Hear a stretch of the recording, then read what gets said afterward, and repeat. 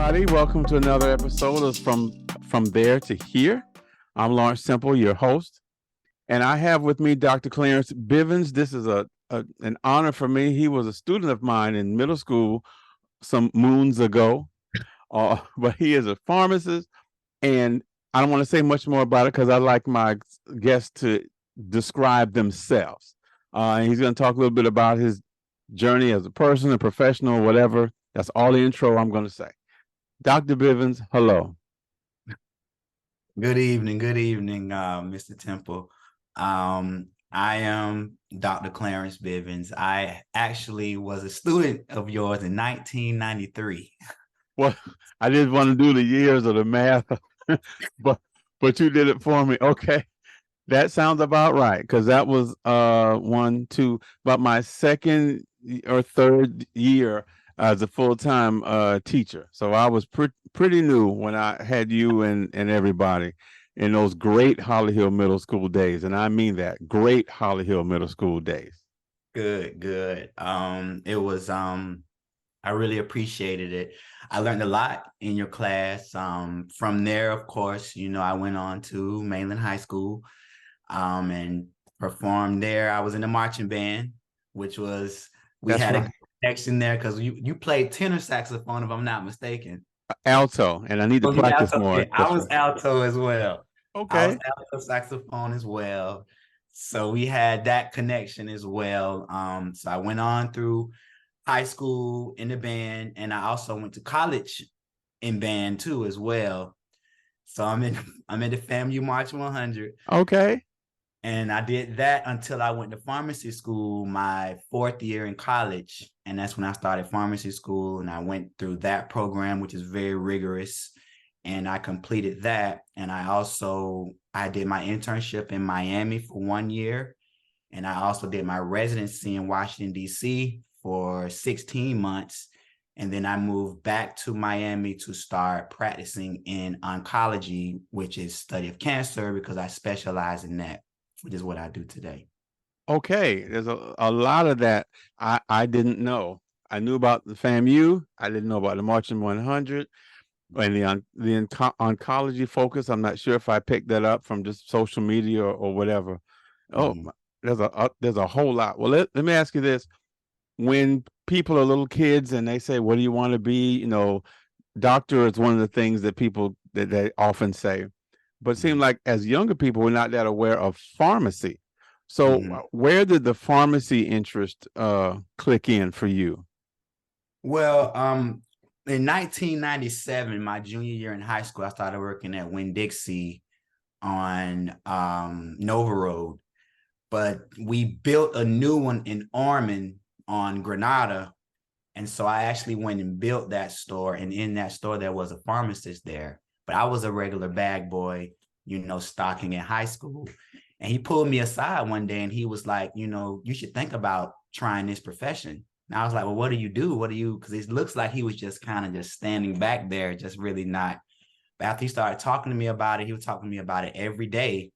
Then I learned that FAMU had a pharmacy program that nobody ever told me about. I really cared about the band. So I was able to put two and two together, but he was this pharmacist. He was an older guy. He was the first person to introduce it to me in about 97. And I just kind of took it from there. Okay, boy, that there's a whole lot there about the importance of mentorship and people just opening your eyes to something you didn't even know was Mm-hmm. there. Mm-hmm. What did you, well, let's back up. I'm assuming that was college always on your radar, even as a, middle school kid or whatever? Was that something that you say, I'm definitely going to college, or did that desire click in later on? I always wanted to go. I just never knew what I wanted to be. So when people would ask me, what do you want to be when you grow up? I never really had an answer. So I would just like try different things that I like to see what actually stuck with me.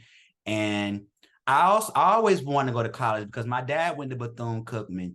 And so I was kind of raised in that culture. So I was always excited about it because he always was. That was like his, if he's gonna smile, that's when he's gonna smile. So I took that to heart. So one day I wanted to experience because he always talked about his college days and how much fun he had and different things like that. So I was always intrigued by it, but I just really didn't know what direction to go in. And then like my junior year in high school, once I met this pharmacist, and I would talk to him every day, just, because he had so much time to talk to me because the pharmacy was brand new. So we didn't have a lot of customers yet. So that's kind of how I got into it. And he would show me different things. And once I discovered that FAMU had a pharmacy school and I can do the band and pharmacy, that's kind of how I chose to go there for college. No, I get it. There's a lot of kids at a lot of HBCUs that picked it for the band. Yes. You finished though. Sometimes they pick it for the band and they never get out. So, Right. but you made it through. Yes, sir. On a sort of a side note, could you talk about your HBCU? And for some out here don't know what I'm talking about, historically Black college and university.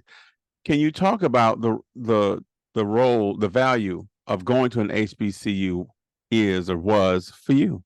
Oh, it was tremendous. I will say it was one. I won't say it's the best decisions. I made a lot of other decisions since then, but it was one.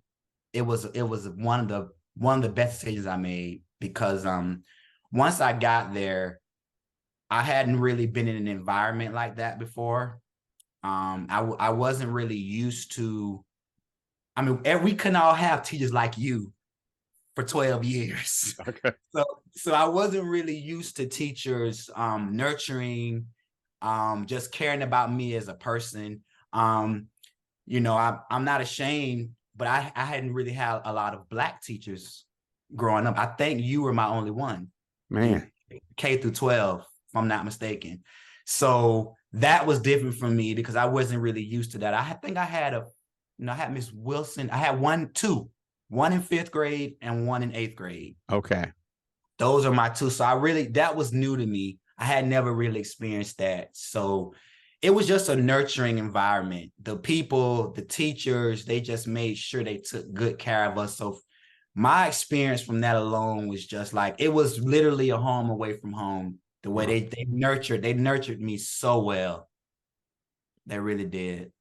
I got that. People need to know that because a lot of people, if you've been to an HBCU, you think everyone knows about it, but everyone doesn't. So I want to make sure that got put out there. Mm-hmm. When you go back and think about your training as a pharmacist, what was the most difficult, challenging thing or things in your college path, whether it was undergrad or medical school, whatever? What were some of the more difficult, challenging things you had to deal with on that path? Well, one difficult thing that jumps right off the top of my head was when I got to college, my junior year, I had a daughter. So that really kind of changed my trajectory of my focus of what I had to do. And she ended up staying in college with me. So I had to grow up very, very fast. I had to grow up very, very fast. I had to learn how to balance because my schoolwork didn't get any easier because of my personal situation. So I had to learn how to work. It took me a minute to work through that because I still knew, okay, I can do this because I'm smart, I can think, but I just couldn't really. I had a struggle with balance and what my role was supposed to be. And thank God I had my parents for me, but there were not a lot of my peers who were in a situation like that. They were in a doctorate program and a new father at the same time. Wow. So I had to kind of balance that out. And that was very difficult for me. Luckily, I had some great mentors, Dr. Marvin Scott, Dr. Michael Thompson, who really just kind of took me under their wing and showed me, you're not the first person to be in a situation. We're professors. This is what we saw. This is what you could do. And they were able to kind of help me and guide me through it. So I got through it. And then I had to go on my residency. My dad was diagnosed with prostate cancer.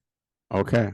So that kind of threw me for a loop as well, because I really didn't know what oncology was. I really didn't understand it. But through his situation, I was like, let me study it to kind of see what is this? What is this about? And that's how really he's the reason I got into oncology. Okay. Because with his treatment and his process, I was able to kind of relate that back to what I was doing in my residency. And I kind of just stuck with it after I graduated. Okay. I was going to ask you where the oncology direction came from. That's where it came from.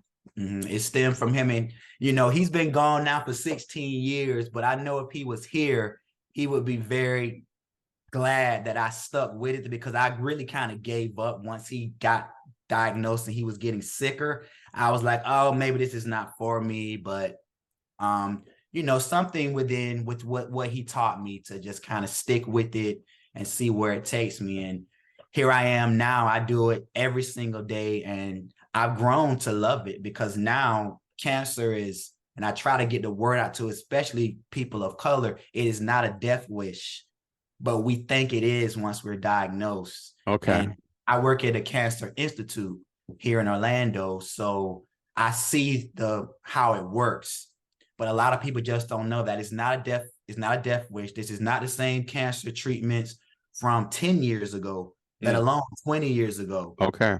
But people are surviving. I mean, I'm not sure if you noticed, but people really don't lose their hair anymore of chemotherapy, because now we have medications for that now, where they don't have to, where their hair don't fall out. My dad's hair did fall out, but that was 16 years ago. It really wasn't in place then. So things are a lot different now. So that's really what motivates me and keep me going with it. Well, on that, could you give a few words about preventative things or things people should do just, to maintain themselves, to prevent or to lead to early detection, or anything on the front side that people can do? Well, the main thing to do is we have to start getting physicals and blood work yearly. If we can start right there, that is like I would say that's the first thing we could do to really find out if anything is wrong with you. Okay. But from getting blood work and finding out because all blood work is really a blueprint of how your body is functioning. And so once you find that out, then your diet has a lot to do with it. Environment has a lot to do with it. We're finding out now that stress causes a lot of cancer. Wow. So learning how to cope with stress and daily things that you're faced with, exercising, and of course your diet. And then a lot of it, what a lot of people don't realize is you can do everything perfect and still because cancer it can be genetic as well. So there are a lot of different nuances, but from what we can do is make sure we're getting our physicals every year, and watching our diet, exercising, and just environmental toxins is a major cause. So when people live and we go purchase homes and we have different apartments in certain places, we need to know what's going on around it. Is there toxins are going into the air that we inhale, which can lead to cancer. So your environment and your diet, exercise, and just getting regular routine checkups, your blood work, it could save your life. I definitely wanted that message out. And yes, I have a brother-in-law who recently passed, and Parkinson's was his situation. But there was within a 4-mile radius, there was a nuclear plant, a paper mill, and another chemical plant. And those things were in the air all the time, water, all kind of stuff. So the whole idea about the environmental causes, that's really near and dear to me, especially recently. So I understand that. Yes, definitely. Paper mills, those nuclear plants, I really don't think they should have housing around that, but they do. And just from hundreds of years ago, how this country was built. So we have to definitely take consideration of that, and just being more vigilant. Coming up with a diet plan.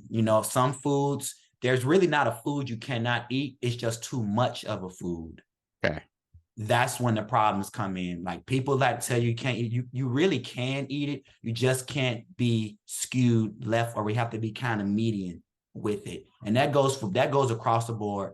Adding exercise, a sedentary lifestyle really can cause a lot of problems. Okay. We have to force the heart and the body to work hard sometimes. And if it doesn't, never, that's how it'll operate. So we have to give it extra stresses like running, jogging, even lifting weights, whatever you could do, or taking long walks, causing yourself to perspire. All of that helps your cells, because cancer is really in your cells. Okay. So you want to find a way to cause your cells to work. And one way of making them work is by exercising. That's a good way to get your heart rate, your lungs. It's good for your brain. It's even good for your eyes and your ears. So it's just there are all kind of benefits from exercising. I thank you so much for that. I appreciate that. And I know as a person in my 50s, I've noticed that a lot of people seem to get diseases now that when we were kids, it was old people diseases. So, right. But now it seems like it's happening to people even younger than once upon a time. So I appreciate that. Mm-hmm. Yes, it is the same diseases, and it's really because of lifestyle. Our fathers and mothers of old, they didn't have social media, so they had to figure out different ways. They always used their physical strength. If you notice, older people, they walked, they gardened, they whatever they can do to keep themselves going. We have to continue that, but technology and life has kind of made, and what we're seeing with that is a lot of cancers and sickness in general are becoming younger because of that. We don't have those, we're not doing those things that they did to keep themselves busy. It's good to go out to walking, drinking plenty of water. They showed our water intake in America has declined over the years, which is, we have to change that. You definitely have to drink water, because the body is 70% water, and that's how it filtrates itself. And what we do is we're so addicted to sugar, and cancer cells love sugar. So if you're into sweets, that's another thing. So we have to figure out, and one way to balance that is by drinking water and by exercising. So we just have to find and not really a lot of work you have to do. It's just doing something. That's what I try to tell my patients, to do something. Like, try to get off the couch, go walk, take a look around the block, or, go wash your car by hand. Now we have people wash our cars for us. So it's a different day. So those are the things you have to do.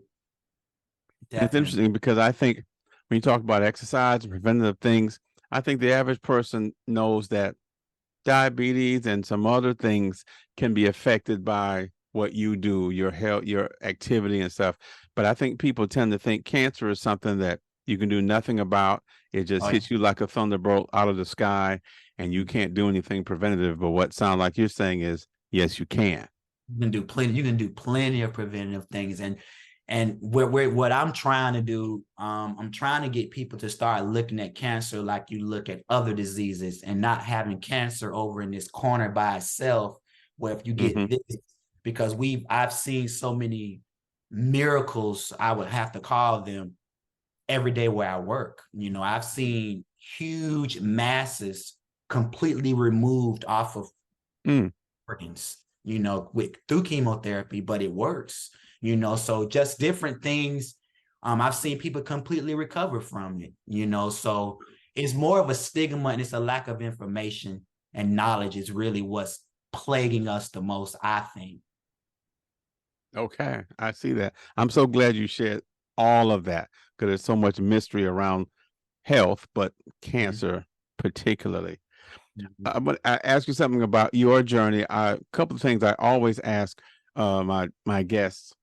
When you look at your own path, I'm sure I would assume you, just like all of us, know people who grew up on the same street. They had a whole bunch of things in common with us. Same neighborhood, same street, same school. But when you look at the path their lives have taken, they're different than yours, and maybe not as successful. And by success, I don't just mean money, but the positives. My question is, what do you think it is that causes one person to have a more successful path, if I can use that word, than another when they had outward things the same? Same race, same neighborhood, same bus going to middle school. Mhm. Are you born? Is it just luck? Is it birth? Is it what do you think differentiates the path we end up on? Well, I mean, for me, it's about 10 of us. We were all in eighth grade together. We all hung out together. They all told me to tell you hi when I talk to you. They all, but what I think, and this is just my opinion, I really think it's exposure. I really think I really think it's exposure. Like the schools are good. It's inside the home. What are the parents exposing these children to? Mm-hmm.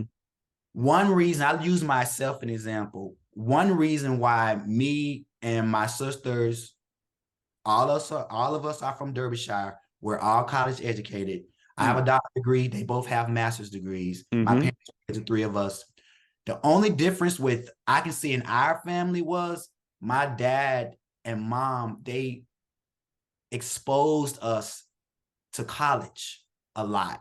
Like I would be, for instance, so one example, I grew up on a street where we all had basketball goals. Uh-huh. And it'll be about 15, 20 of us out there.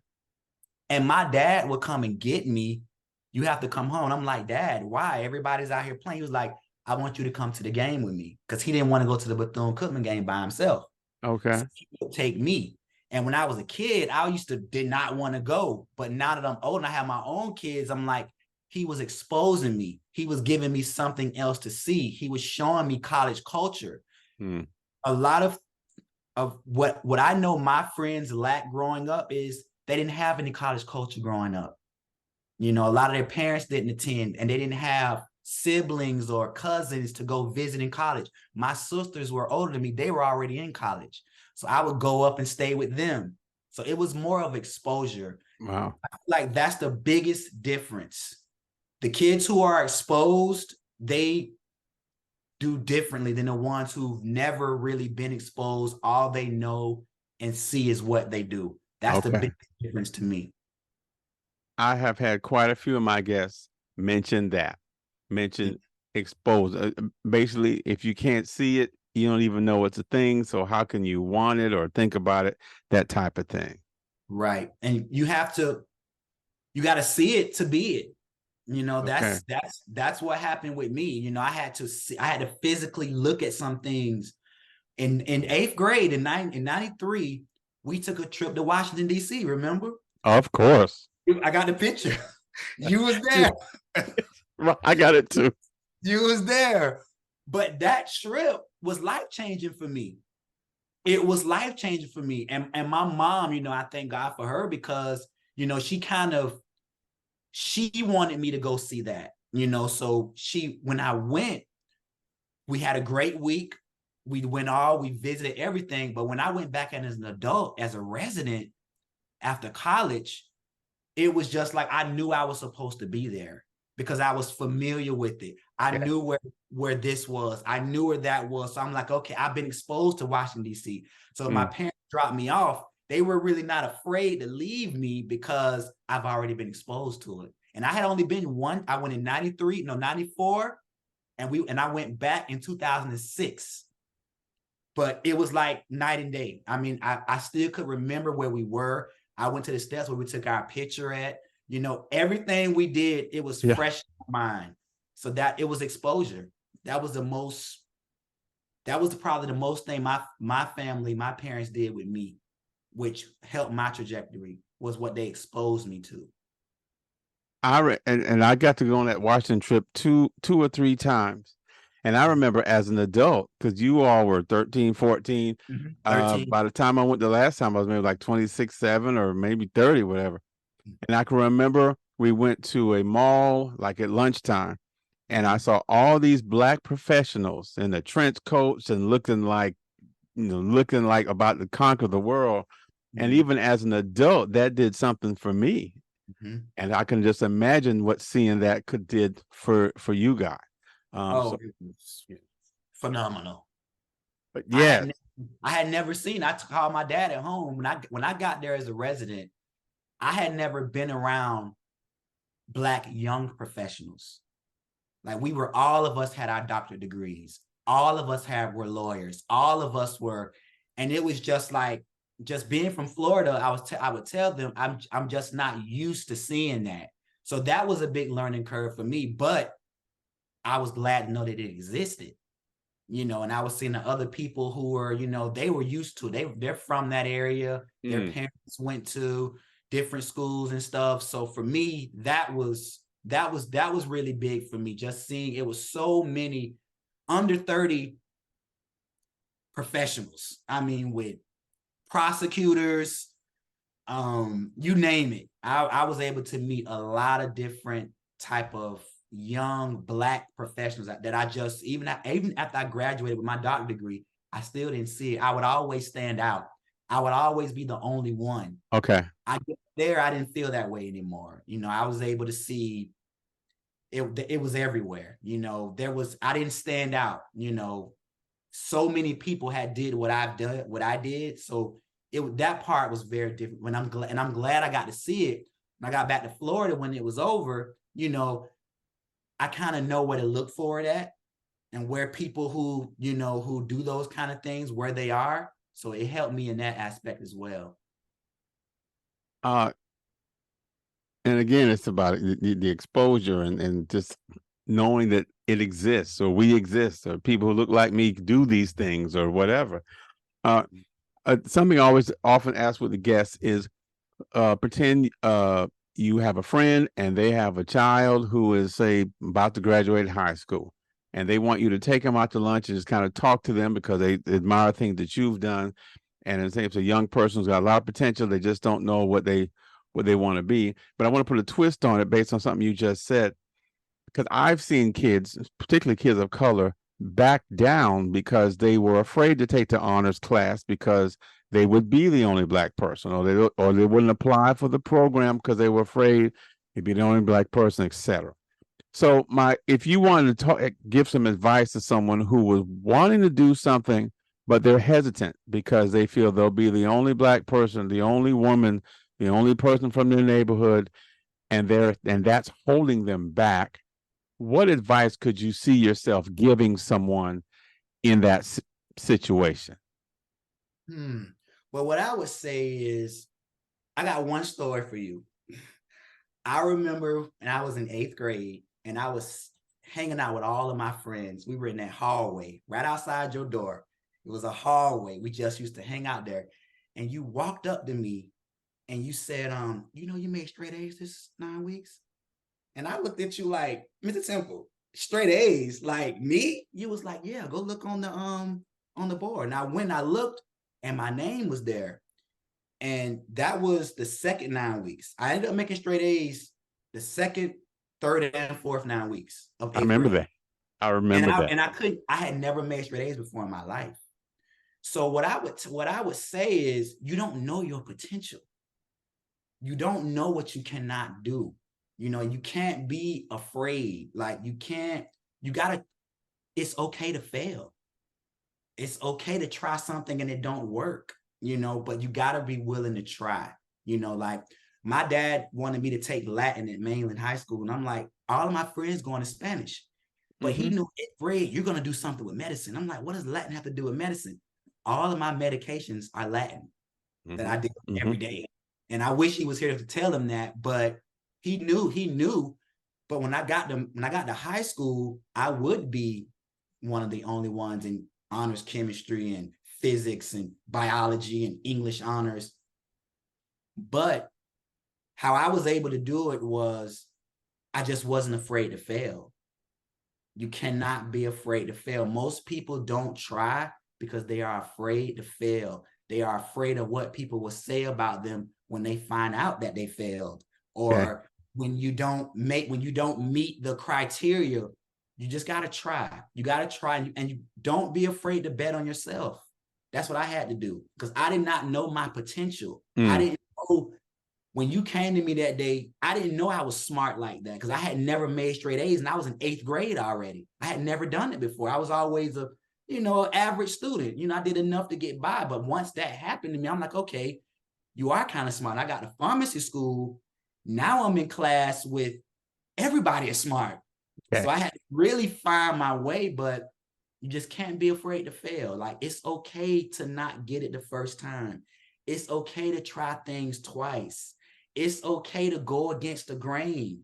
It's okay to try something no one else. I didn't know, and people always ask me, I didn't know any pharmacists besides this one pharmacist. I was going to ask you that I work with, and I only seen him maybe like 2 or 3 times. I didn't know any pharmacists, so it was. I got to pharmacy school. All of my classmates, they all knew pharmacists. Their family members were pharmacists. We just didn't have, especially any Black pharmacists in Daytona. So I just wasn't used to that. And there are a lot of pharmacists from Daytona. They just don't live there. I found a lot of them. They went to mainland and everything. They live in Texas and all over the country. But don't be afraid to bet on yourself. Don't be afraid to get it wrong. And let's say you try something, don't work out, don't be afraid to try something else. I thought I wanted to be a business major like my dad. So I got in business my sophomore year. I got out of pharmacy. I like, you know what? My dad has a successful business, but I got over there and I was like, I can do this too. Went back to pharmacy and I was able to get through it. Just don't be afraid. Don't be afraid to fail. And you got to be okay. People are not going to accept your choices sometimes. You got to be okay with that too. You also have to be okay with decisions that you make if people don't accept it. You got to be okay with it. You have to be your best advocate, your best cheerleader. Bet on yourself, believe in yourself, and don't doubt what you cannot do because you really don't know. And that was what my problem was. I did not know that I could be what I am. I just couldn't see that in my head because of my environment, my friends who I hung around with. I just couldn't understand that, do you know you can study cancer one day? If someone would have came to me as a senior in high school and told me that, I would have looked at them as if you got the wrong kid. Yeah. I play saxophone. That's what I can do. I'm good at that. I know that. But, just not being afraid to just step out and try something different that no one really knew about. And you just never know how it'll turn out for you. People will get put in your path that can help you along the way, which is really what happened with me. There were some great people in my path that seen me. They seen me struggling. They seen me not knowing what way to go. And they just was able to just grab me by the hand and say, you know what, sit down, listen to what I'm going to say and try these things. And I would try them, and lo and behold, they would work. And that's how I was able, that's the advice I would give. Don't be afraid. Don't be afraid. It's okay to fail. A lot of people do not understand that. They feel like you would not meet a doctor who has not failed. It's impossible. But they feel like because we're doctors, we have been perfect thing your whole life, no mistakes, never scored a 99, always 100. That's what we think of doctors. No, you have to fail to become a doctor. I feel like it's out. They set it up that way to see if you're resilient enough to bounce back from it. So once I had to go through that a couple of times, it just made me stronger as a person. But just don't be afraid to fail. My advice would be, do not be afraid to fail. Bet on yourself. Try something you don't think you can do. You just never know. Just never know. That is so timely. That is perfect advice.